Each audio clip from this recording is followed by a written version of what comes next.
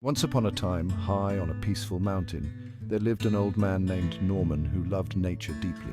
His days were filled with caring for the trees, flowers, and vegetables that surrounded his small, humble cottage.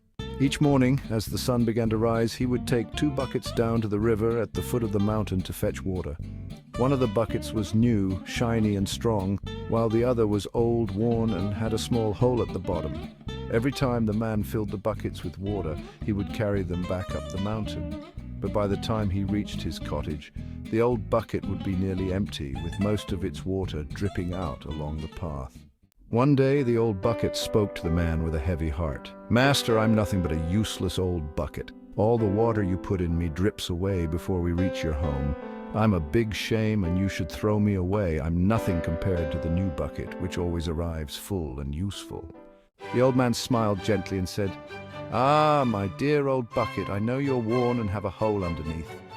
But have you ever looked behind you as we walk back up the mountain? Do you see those beautiful flowers and vegetables growing along your side of the path? They flourish because of you. Each drop of water you lose gives them life, helping them to grow healthy and strong." The old bucket listened intently as the man continued.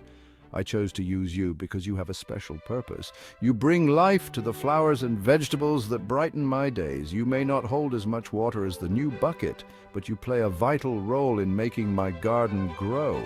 So cheer up and let us celebrate with the other bucket, for both of you are important in your own way. And remember, I am the one who loves you and knows your true worth."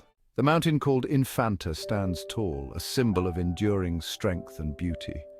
Its peaks touch the sky, offering a breathtaking view that fills the heart with awe and wonder. From that day on, the old bucket no longer felt ashamed, but proud to be a part of something so beautiful.